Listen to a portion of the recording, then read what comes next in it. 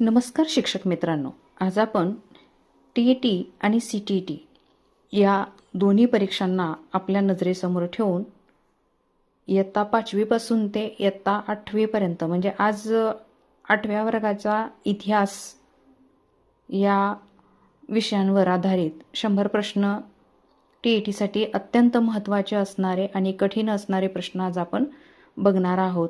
जे PYQ questions असणार आहेत तेच क्वेश्चन्स आज आपण बघणार आहोत. चला तर वेळ न घालवता बघूया प्रश्न पहिला. बघा, प्रश्न आपण इतिहास व नागरिकशास्त्र इयत्ता 8वी वर बघणार आहोत. तर प्रश्न पहिला बघा, आधुनिक भारताच्या इतिहासाच्या साधनांमध्ये खालीलपैकी कोणत्या साधनांचा प्रामुख्याने समावेश होतो? प्रश्न पुन्हा एकदा ऐका. आधुनिक भारताच्या इतिहासाच्या साधनांमध्ये खालीलपैकी कोणत्या साधनांचा प्रामुख्याने समावेश होतो? तर मी डायरेक्ट फक्त उत्तरच वाचणार आहे कारण आपला वेळ खूप जातो. तर याचं योग्य उत्तर आहे पर्याय क्रमांक क, भौतिक, लिखित, मौखिक आणि दृकश्राव्य साधने. नेक्स्ट प्रश्न क्रमांक 2.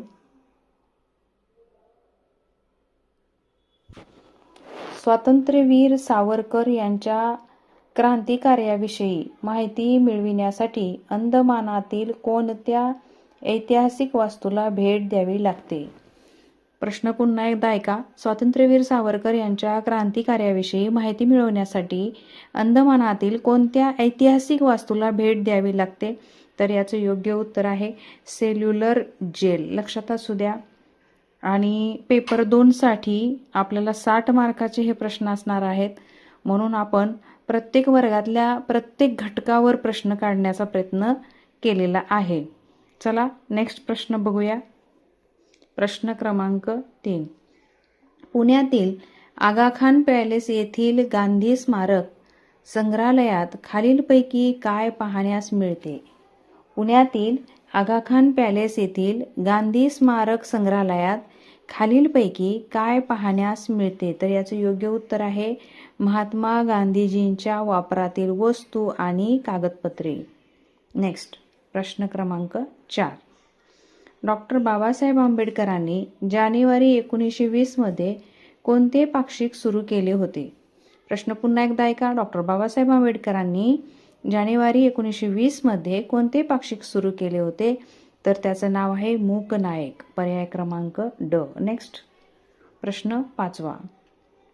डॉक्टर बाबासाहेब आंबेडकरांनी सामान्य जनतेचे प्रबोधन व संघटन करण्यासाठी एप्रिल 1927 मध्ये कोणते वृत्तपत्र सुरू केले? डॉक्टर बाबासाहेब आंबेडकरांनी सामान्य जनतेचे प्रबोधन व संघटन करण्यासाठी एप्रिल 1927 मध्ये कोणते वृत्तपत्र सुरू केले? तर त्या वृत्तपत्राचं नाव आहे बहिष्कृत भारत. नेक्स्ट प्रश्न क्रमांक 6. ब्रिटिश काळात भारतातील विविध प्रांतांचे आणि शहरांचे शास्त्रशुद्ध पद्धतीने सर्वेक्षण करून नकाशे तयार करणारा स्वतंत्र विभाग कोणता होता? बघा, प्रश्न पुन्हा एकदा ऐका. ब्रिटिश काळात भारतातील विविध प्रांतांचे आणि शहरांचे शास्त्रशुद्ध पद्धतीने सर्वेक्षण करून नकाशे तयार करणारा स्वतंत्र विभाग कोणता? तर याचं नाव आहे सर्वे ऑफ इंडिया. पर्याय क्रमांक क. नेक्स्ट प्रश्न क्रमांक 7. खालीलपैकी कोणते साधन इतिहासाचे श्राव्य साधन म्हणून वापरता येते? खालीलपैकी कोणते साधन इतिहासाचे श्राव्य साधन म्हणून वापरता येते? याचं योग्य उत्तर आहे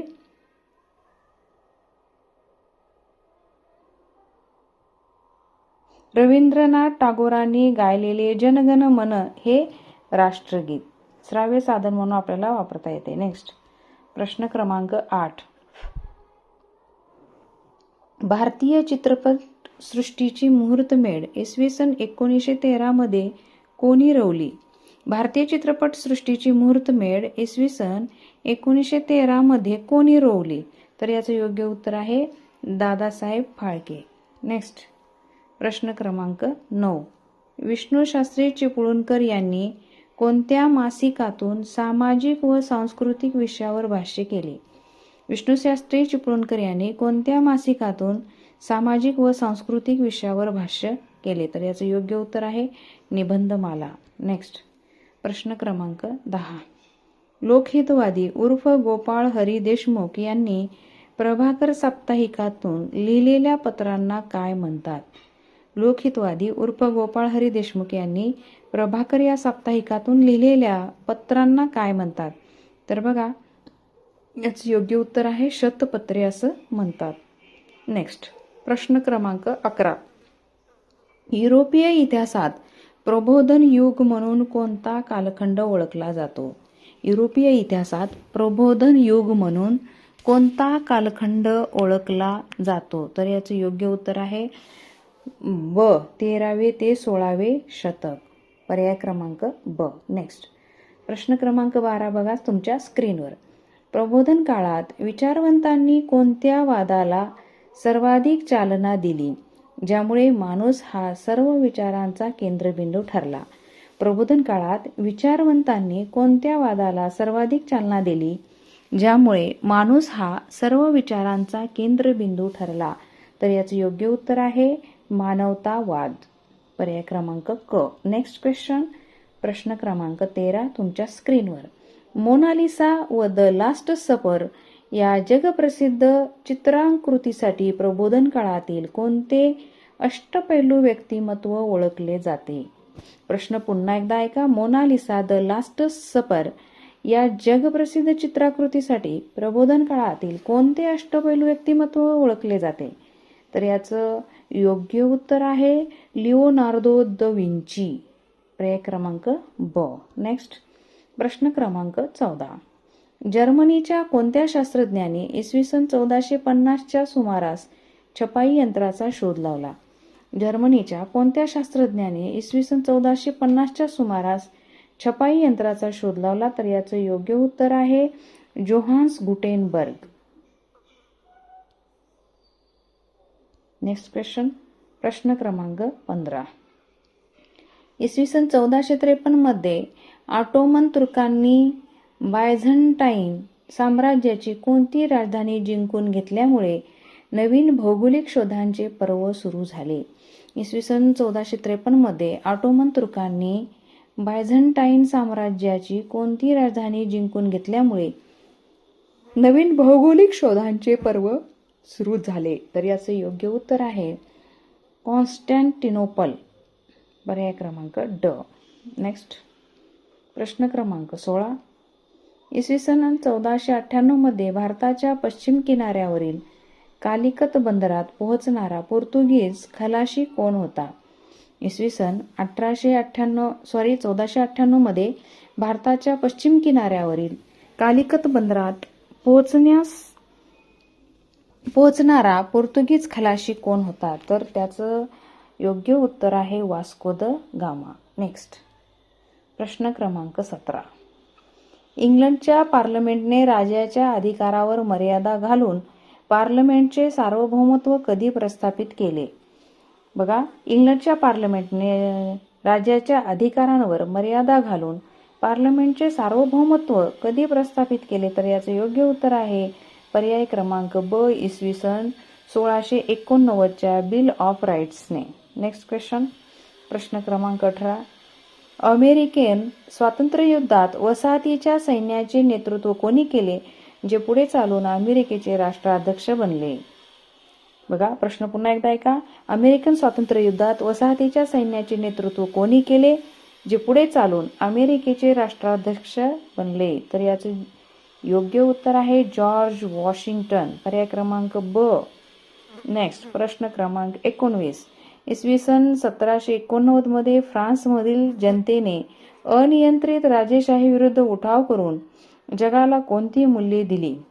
इसवी सन 1789 मध्ये फ्रान्समधील जनतेने अनियंत्रित राजेशाही विरुद्ध उठाव करून जगाला कोणती मूल्ये दिली? तर याचं योग्य उत्तर आहे स्वातंत्र्य, समता आणि बंधुता. चला नेक्स्ट प्रश्न क्रमांक 20. औद्योगिक क्रांतीची सुरुवात सर्वप्रथम कोणत्या देशात झाली, ज्याला पुढे जगाचा कारखाना असे म्हटले गेले? प्रश्न पुन्हा एकदा ऐका. औद्योगिक क्रांतीची सुरुवात सर्वप्रथम कोणत्या देशात झाली, ज्याला पुढे जगाचा कारखाना असे म्हटले गेले? तर याचे योग्य उत्तर आहे इंग्लंड. पर्याय क्रमांक ड. नेक्स्ट प्रश्न क्रमांक 21. एका देशातील लोकांनी दुसऱ्या भूप्रदेशातील एखाद्या विशिष्ट भागात वस्ती करणे आणि आर्थिक व लष्करी दृष्ट्या त्यावर राजकीय वर्चस्व प्रस्थापित करणे म्हणजे काय? बघा, प्रश्न कोणताच एकदा वाचून समजणार नाही, म्हणून आपल्याला प्रश्न रिपीट करायचा आहे. एका देशातील लोकांनी दुसऱ्या भूप्रदेशातील एखाद्या विशिष्ट भागात वस्ती करणे आणि आर्थिक आणि लष्करी दृष्ट्या त्यांच्यावर राजकीय वर्चस्व प्रस्थापित करणे म्हणजे काय? तर वसाहतवाद, त्याला म्हणायचं वसाहतवाद. नेक्स्ट प्रश्न क्रमांक 22. ब्रिटिश ईस्ट इंडिया कंपनीने भारतातील पहिली वखार मुघल बादशाह जहांगीरकडून परवानगी मिळवून कोठे स्थापन केली? बघा, प्रश्न पुन्हा एकदा ऐका. ब्रिटिश ईस्ट इंडिया कंपनीने भारतातील पहिली वखार मुघल बादशाह जहांगीरकडून परवानगी मिळवून कोठे स्थापन केली? तर याचे योग्य उत्तर आहे सुरत. नेक्स्ट प्रश्न क्रमांक 23. इंग्रज आणि फ्रेंच यांच्यात भारतातील व्यापारी मक्तेदारीवरून झालेल्या 3 युद्धांना इतिहासात काय म्हणतात? बघा, इंग्रज आणि फ्रेंच यांच्यातील भारतातील व्यापारी मक्तेदारीवरून झालेल्या 3 युद्धांना इतिहासात काय म्हणतात? तर याचं योग्य उत्तर आहे कर्नाटक युद्धे. नेक्स्ट प्रश्न क्रमांक 24. इसवी सन 1757 मध्ये झालेल्या प्लासीच्या लढाईत नवाब सिराज उद्दौलाचा पराभव कोणाच्या फितुरीमुळे झाला? बघा, हा प्रश्न येऊन गेलेला आहे. इसवी सन 1757 मध्ये झालेल्या प्लासीच्या लढाईत नवाब सिराज उद्दौलाचा पराभव कोणाच्या फितुरीमुळे झाला? याचे योग्य उत्तर आहे मीर जाफर. नेक्स्ट प्रश्न क्रमांक 25. इसवी सन 1764 मध्ये बिहार येथील कोणत्या ऐतिहासिक लढाईनंतर ब्रिटिशांना बंगालमध्ये दिवाणी महसूल गोळा करण्याचा अधिकार मिळाला? इसवी सन 1764 मध्ये बिहार येथील कोणत्या ऐतिहासिक लढाईनंतर ब्रिटिशांना बंगालमध्ये दिवाणी महसूल गोळा करण्याचा अधिकार मिळाला? याचं योग्य उत्तर आहे बक्सारची लढाई. नेक्स्ट प्रश्न क्रमांक 26. म्हैसूरचे राज्य इंग्रजांच्या वर्चस्वाखाली आणताना शर्तीची लढत देणारा टिपू सुलतान 1799 मध्ये कोणत्या लढाईत मरण पावला? प्रश्न पुन्हा एकदा ऐका. म्हैसूरचे राज्य इंग्रजांच्या वर्चस्वाखाली आणताना शर्तीची लढत देणारा टिपू सुलतान 1799 मध्ये कोणत्या लढाईत मरण पावला? याचं योग्य उत्तर आहे श्रीरंगपट्टणची लढाई. नेक्स्ट प्रश्न क्रमांक 27. इसवी सन 1843 मध्ये ब्रिटिशांनी वायव्य सरहद्दीवरील आपले स्थान सुरक्षित करण्यासाठी कोणता प्रदेश गिळंकृत केला? तर याचं योग्य उत्तर आहे सिंध. नेक्स्ट प्रश्न क्रमांक 28. पंजाबचा प्रदेश 1849 मध्ये ब्रिटिश साम्राज्याला जोडण्यापूर्वी तेथील शिखांचा अल्पवयीन राजा कोण होता? बघा, प्रश्न काय म्हणलेला आहे. पंजाबचा प्रदेश 1849 मध्ये ब्रिटिश साम्राज्याला जोडण्यापूर्वी तेथील शिखांचा अल्पवयीन राजा कोण होता? याचे योग्य उत्तर आहे दलीप सिंग. नेक्स्ट प्रश्न क्रमांक 28. माधवराव पेशवे यांच्या मृत्यूनंतर पेशवेपदाच्या लालसेपोटी इंग्रजांची मदत मागणारा रघुनाथराव कोणत्या युद्धाच्या कारणीभूत ठरला? माधवराव पेशवे यांच्या मृत्यूनंतर पेशवेपदाच्या लालसेपोटी इंग्रजांची मदत मागणारा रघुनाथराव कोणत्या युद्धाच्या कारणीभूत ठरला? तर याचं योग्य उत्तर आहे पर्याय क्रमांक अ, पहिले इंग्रज मराठा युद्ध. नेक्स्ट प्रश्न क्रमांक 30. इसवी सन 1798 मध्ये भारतात गव्हर्नर जनरल म्हणून आल्यानंतर भारतीय सत्ताधीशांशी तैनाती फौजेचा करार कोणी सुरू केला?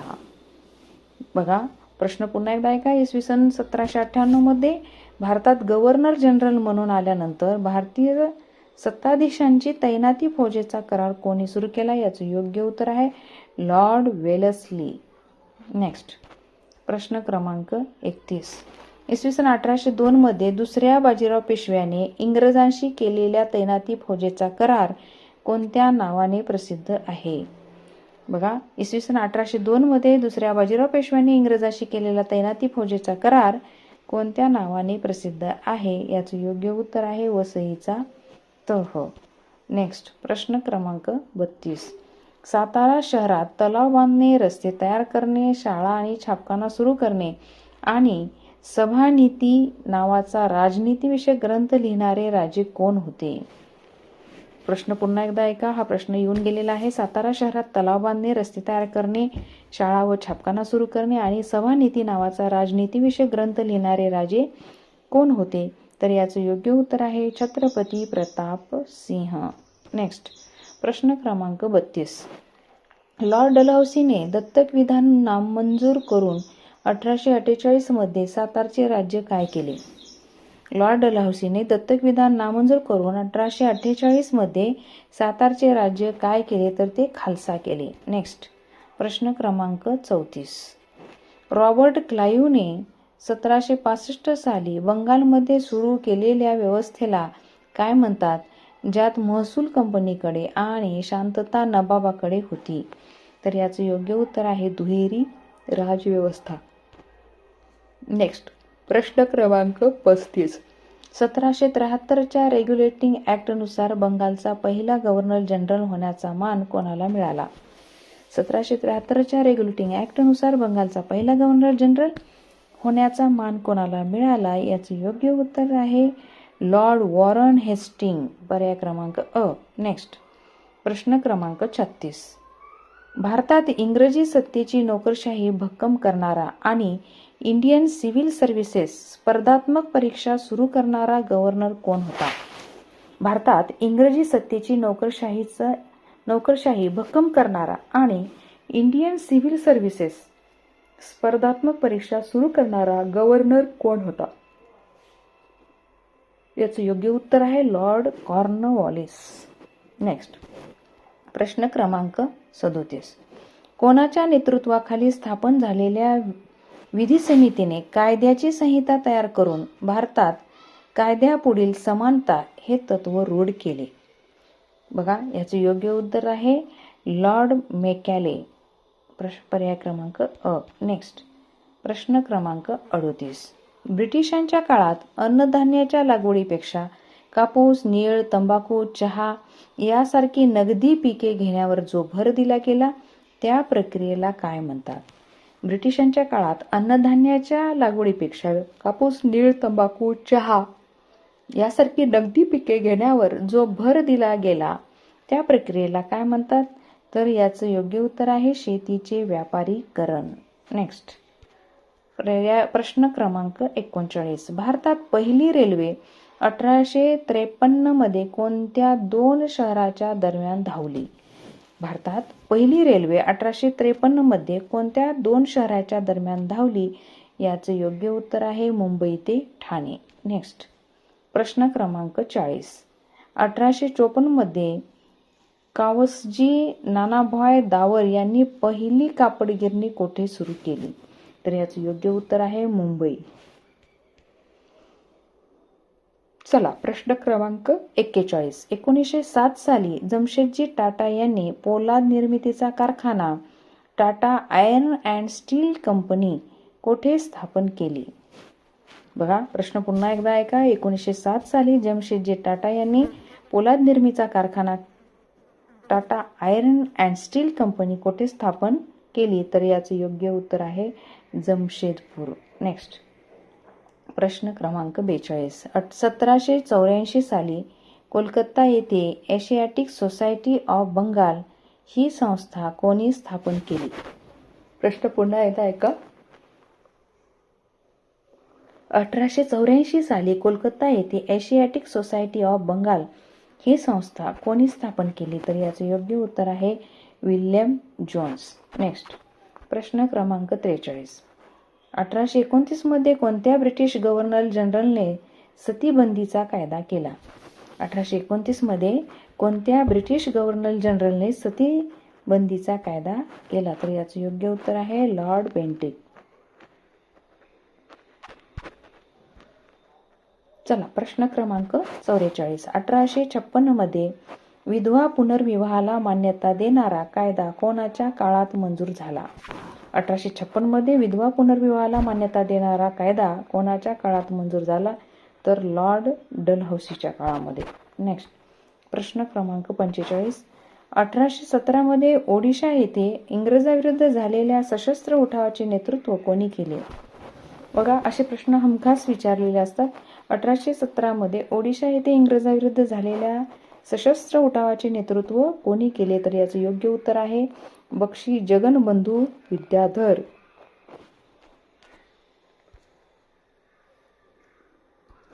नेक्स्ट, प्रश्न क्रमांक 46. रामोशी बांधवांना व स्थानिक युवकांना संघटित करून महाराष्ट्रात इंग्रजाविरुद्ध उग्र बंड पुकारणारे क्रांतिकारी कोण होते, ज्यांना 1832 मध्ये पुणे येथे फाशी देण्यात आली? रामोशी बांधवांना व स्थानिक युवकांना संघटित करून महाराष्ट्रात इंग्रजाविरुद्ध उग्र बंड पुकारणारे क्रांतिकारी कोण होते, ज्यांना 1832 मध्ये पुणे येथे फाशी देण्यात आली? तर याचे योग्य उत्तर आहे उमाजी नाईक. नेक्स्ट, प्रश्न क्रमांक 47. 1857च्या स्वातंत्र्य लढ्याचे मुख्य तात्कालिक कारण कोणते होते? 1857च्या स्वातंत्र्य लढ्याचे मुख्य तात्कालिक कारण कोणते होते? याचे योग्य उत्तर आहे पर्याय क्रमांक ब, एनफिल्ड बंदुकांच्या काडतुसांना गायीची व डुकराची चरबी लावल्याची बातमी पसरणे. नेक्स्ट, प्रश्न क्रमांक 48. बराकपूरच्या छावणीत ब्रिटिश अधिकाऱ्याच्या अन्यायी वृत्तीला विरोध म्हणून सर्वप्रथम गोळी झाडणारे क्रांतिकारी कोण होते? तर याचे योग्य उत्तर आहे मंगल पांडे. नेक्स्ट, प्रश्न क्रमांक 49. 12 मे 1857 रोजी दिल्लीचा ताबा घेतल्यानंतर आंदोलनकर्त्यांनी कोणाला भारताचा सम्राट म्हणून घोषित केले?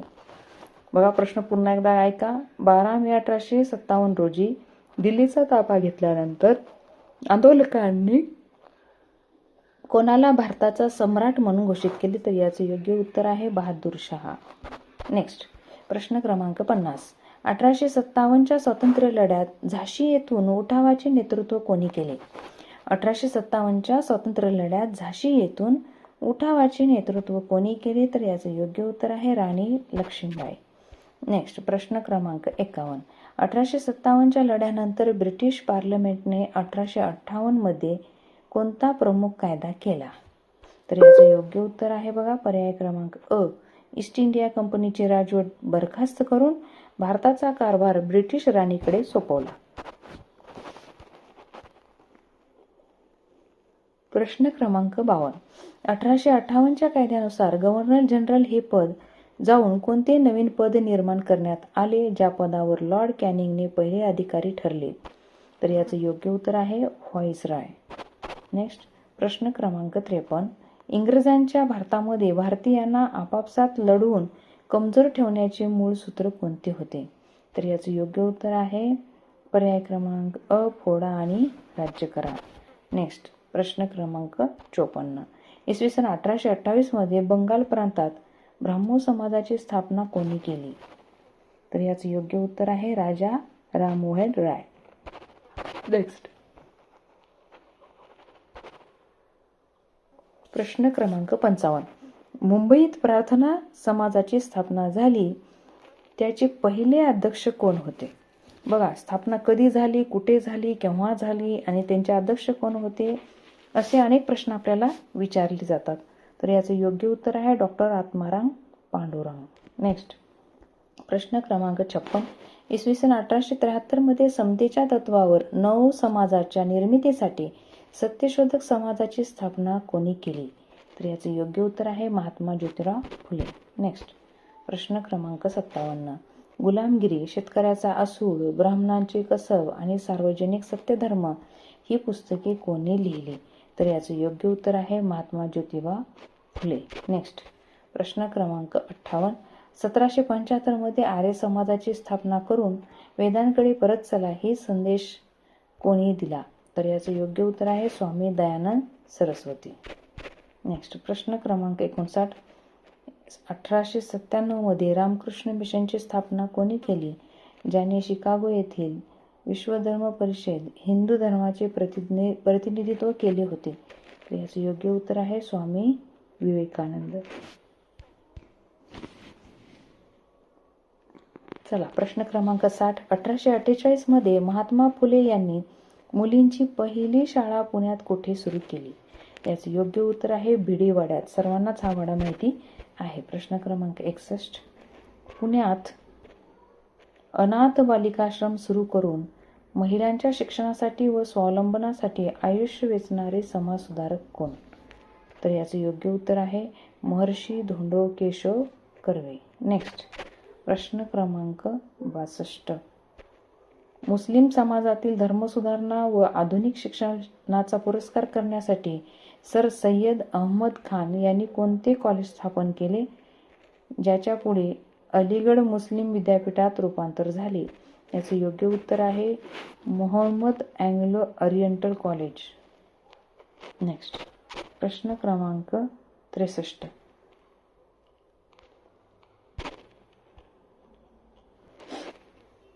बघा प्रश्न क्रमांक 63. डॉक्टर केशव बळीराम हेडगेवार यांनी 1925 साली राष्ट्रीय स्वयंसेवक संघाची स्थापना कुठे केली?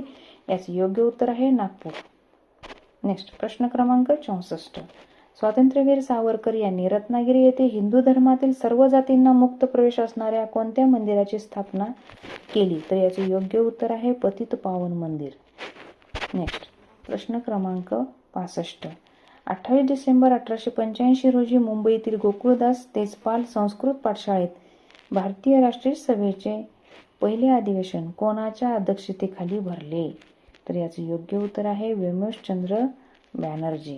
नेक्स्ट प्रश्न क्रमांक 66.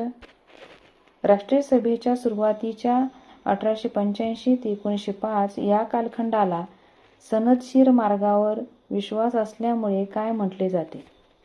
बघा प्रश्न 66.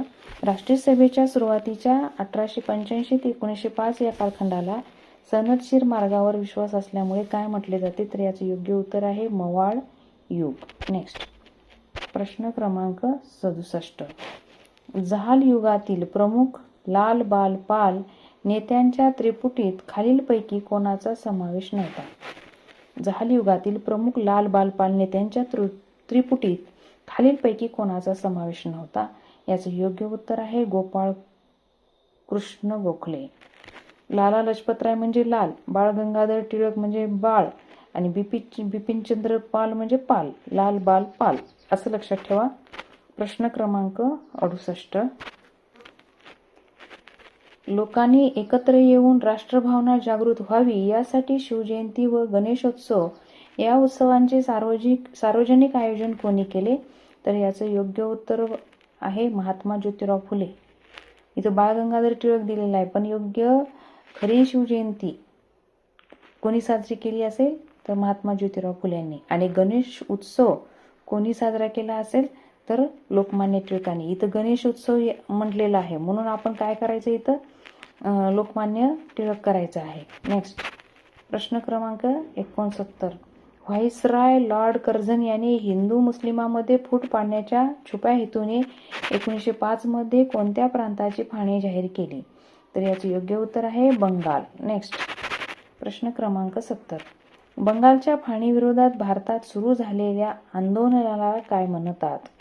बंगालच्या फाळणीविरोधात भारतात सुरू झालेल्या आंदोलनाला काय म्हणतात? तर याचे योग्य उत्तर आहे वंगभंग चळवळ. नेक्स्ट प्रश्न क्रमांक 71. 1906च्या राष्ट्रीय सभेच्या अधिवेशनात व्यासपीठावरून सर्वप्रथम स्वराज्य शब्दाचा उच्चार करणारे अध्यक्ष कोण होते? बघा प्रश्न पुन्हा एकदा ऐका. 1906च्या राष्ट्रीय सभेच्या अधिवेशनात व्यासपीठावरून सर्वप्रथम स्वराज्य शब्दाचा उच्चार करणारे अध्यक्ष कोण होते? तर याचे योग्य उत्तर आहे दादाभाई नौरोजी. नेक्स्ट प्रश्न क्रमांक 72. राष्ट्रीय सभेने एकमताने स्वीकारलेली चतुसूत्री कोणती होती? तर याचे योग्य उत्तर आहे स्वराज्य, स्वदेशी, राष्ट्रीय शिक्षण आणि बहिष्कार. नेक्स्ट प्रश्न क्रमांक 73. 1905 मध्ये भारत सेवक समाजाची स्थापना कोणी केली? तर याचे योग्य उत्तर आहे गोपाळ कृष्ण गोखले. नेक्स्ट प्रश्न क्रमांक 74. ब्रिटिशांच्या उत्तेजनामुळे आणि आगा खान यांच्या नेतृत्वाखाली 1906 मध्ये कोणत्या संघटनेची स्थापना झाली? तर याचे योग्य उत्तर आहे मुस्लिम लीग. नेक्स्ट प्रश्न क्रमांक 75. 1909 मध्ये करण्यात आलेल्या कोणत्या कायद्यान्वये मुस्लिमांसाठी विभक्त मतदारसंघ योजना लागू करून ब्रिटिशांनी फुटीरवृत्तीची बीजे पेरली? तर याचे योग्य उत्तर आहे मोर्ले विंटो मिंटो सुधारणा कायदा, पर्याय क्रमांक अ. नेक्स्ट प्रश्न क्रमांक 76. 1916 मधील कोणत्या कराराद्वारे राष्ट्रीय सभेतील मतभेद मिटले आणि राष्ट्रीय सभा मुस्लिम लीग यांच्यात समेट घडून आला? तर याचे योग्य उत्तर आहे लखनौ करार. नेक्स्ट प्रश्न क्रमांक 77. डॉक्टर ॲनी बेझंट व लोकमान्य टिळक यांनी भारतात स्वयंशासनासाठी कोणती चळवळ सुरू केली? तर याचे योग्य उत्तर आहे होम रूल चळवळ. नेक्स्ट चला आपण फटाफट घेणार आहोत प्रश्न. बघा पुढचा तुमच्या स्क्रीनवर. 1999 मधील ब्रिटिश पार्लमेंटच्या कोणत्या कायद्याने भारतीयांच्या जबाबदार राज्यपद्धतीच्या मागणीला पुरेसा वाव न दिल्याने सर्वांची निराशा झाली आहे, ज्यावर टिळकांनी हे स्वराज्य नव्हे आणि त्याचा पायाही नव्हे अशी टीका केली? तर याचे योग्य उत्तर आहे पर्याय क्रमांक अ. मॉन्टेग्यू चेम्सफर्ड कायदा. नेक्स्ट प्रश्न क्रमांक 79. भारतीय स्वातंत्र्य चळवळीतील इसवी सन 1920 ते 1947 हा कालखंड कोणत्या नावाने ओळखला जातो? भारतीय स्वातंत्र्य चळवळीतील 1920 ते 1947 हा कालखंड कोणत्या नावाने ओळखला जातो? तर हा गांधी युग या नावाने ओळखला जातो. नेक्स्ट प्रश्न क्रमांक 80. महात्मा गांधीजींनी 9 जानेवारी 1915 रोजी कोणत्या देशातून भारतात पुनरागमन केले, जेथे त्यांनी कृष्णवर्णियांच्या हक्कासाठी यशस्वी सत्याग्रह केला होता? तर याचे योग्य उत्तर आहे दक्षिण अमेरिका. नेक्स्ट प्रश्न क्रमांक 81. बिहारच्या चंपारण्य भागात ब्रिटिश मळे मालकाकडून शेतकऱ्यावर कोणत्या पिकाची सक्ती केली जात होती, ज्याविरुद्ध गांधीजींनी भारतातील पहिला यशस्वी लढा दिला? याचे योग्य उत्तर आहे नीळ. नेक्स्ट प्रश्न क्रमांक 82. सत्याग्रह म्हणजे सत्याचा, न्यायाचा आग्रह आणि अन्याय सहन करणाऱ्या व्यक्तीला संयमाने व अहिंसेच्या मार्गाने मतपरिवर्तन करणे हे तत्वज्ञान प्रामुख्याने कोणाचे होते? तर याचे योग्य उत्तर आहे महात्मा गांधी. नेक्स्ट प्रश्न क्रमांक 83. भारतीय संविधानाच्या कोणत्या भागात आणि अनुच्छेदात नागरिकांच्या मूलभूत कर्तव्याचा समावेश करण्यात आला आहे? बघा प्रश्न पुन्हा एकदा ऐका. भारतीय संविधानाच्या कोणत्या भागात आणि अनुच्छेदात नागरिकांच्या मूलभूत कर्तव्याचा समावेश करण्यात आलेला आहे? तर याचे योग्य उत्तर आहे पर्याय क्रमांक ब. भाग 4 अनुच्छेद 51 क. नेक्स्ट प्रश्न क्रमांक 84. संविधानातील नागरिकांच्या मूलभूत कर्तव्यानुसार पालकांनी कोणत्या वयोगटातील पाल्यांना शिक्षणाची संधी उपलब्ध करून देणे बंधनकारक आहे? तर याचे योग्य उत्तर आहे 6 ते 14 वयोगट. नेक्स्ट प्रश्न क्रमांक 85. भारतीय संविधानाच्या उद्देशिकेनुसार भारताचे कोणते स्वरूप घडविण्याचा संकल्प निश्चित करण्यात आला आहे? तर याचे योग्य उत्तर आहे सार्वभौम समाजवादी धर्मनिरपेक्ष लोकशाही गणराज्य, पर्याय क्रमांक अ. नेक्स्ट प्रश्न क्रमांक 86. चला बघूया. संविधान सभेत भारताचे संविधान कोणत्या दिवशी अंगीकृत आणि अधिनियमित करून स्वतःप्रत अर्पण करत आहोत? तर याचे योग्य उत्तर आहे 26 नोव्हेंबर 1949 रोजी. नेक्स्ट प्रश्न क्रमांक 87. संसदीय शासन पद्धतीमध्ये ते देशाचा कारभार प्रामुख्याने कशाच्या आधारे चालतो? तर याचे योग्य उत्तर आहे संविधान, कायदे आणि नियम, पर्याय क्रमांक अ. Next question. प्रश्न क्रमांक 88. भारतीय संविधानाच्या भाग 4 क मधील नागरिकांच्या मूलभूत कर्तव्यानुसार कोणत्या गोष्टीचा त्याग करणे प्रत्येक नागरिकांचे कर्तव्य आहे? तर याचे योग्य उत्तर आहे पर्याय क्रमांक अ. स्त्रियांच्या प्रतिष्ठेला कमीपणा आणतील अशा प्रथांचा. नेक्स्ट प्रश्न क्रमांक 89. आधुनिक भारताचा इतिहास अभ्यासताना नकाशे व आराखडे हे साधन कोणत्या महत्त्वाच्या गोष्टीचा अभ्यास करण्यासाठी उपयुक्त ठरते? तर याचे योग्य उत्तर आहे शहरांचे किंवा एखाद्या ठिकाणचे बदलणारे स्वरूप व नागरी विकास. नेक्स्ट प्रश्न क्रमांक 90.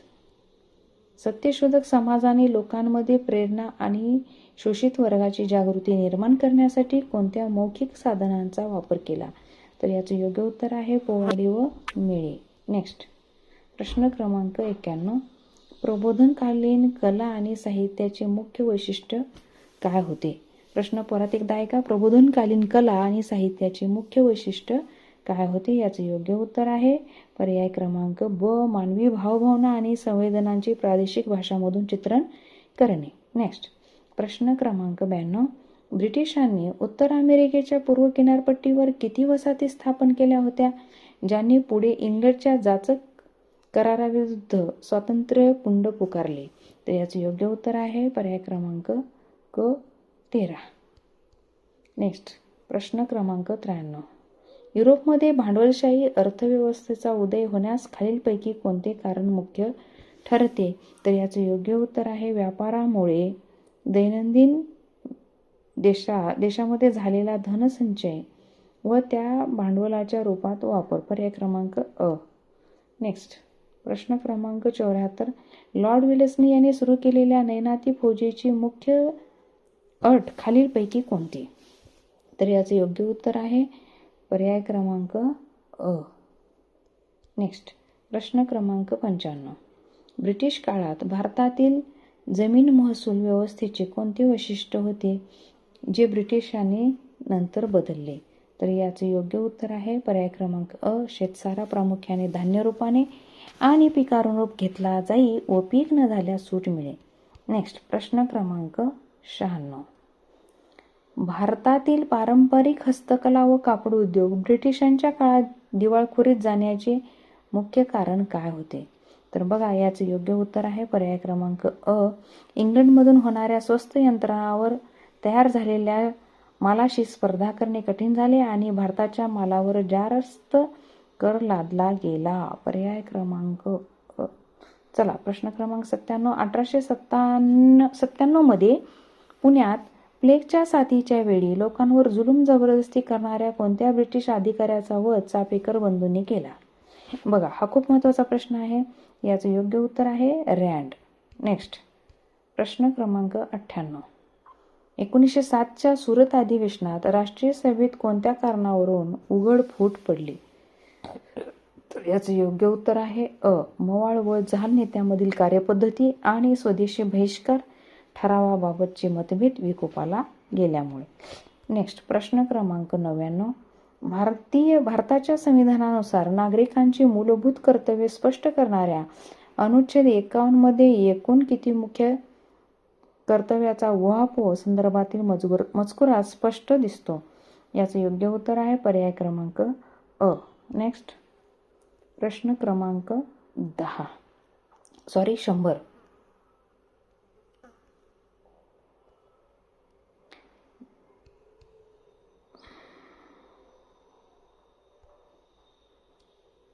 बघा, प्रश्न क्रमांक 100. आपण 100वा प्रश्न बघूया. ब्रिटिश शासनाविरुद्ध लोकांमध्ये प्रेरणा व चैतन्य निर्माण करण्यासाठी ऐतिहासिक घटनांवर आधारित कोणत्या मौखिक गीतांचा मोठ्या प्रमाणात उपयोग केला जात असे? तर याचे योग्य उत्तर आहे स्फूर्तिगीते आणि पोवाडे. तर मित्रांनो, तुम्हाला आजचा हा व्हिडिओ कसा वाटला अवश्य कमेंट्स करून कळवायला विसरू नका. आणि हो, उपयुक्त वाटल्यास आपल्या मित्रमैत्रिणीला शेअर करायला विसरू नका. आपण जर माझ्या चॅनलवर नवीन असाल तर चॅनल सबस्क्राईब करून बेल आयकॉनला क्लिक करायला विसरू नका. भेटूया लवकरच पुढील पाठात. तोपर्यंत धन्यवाद.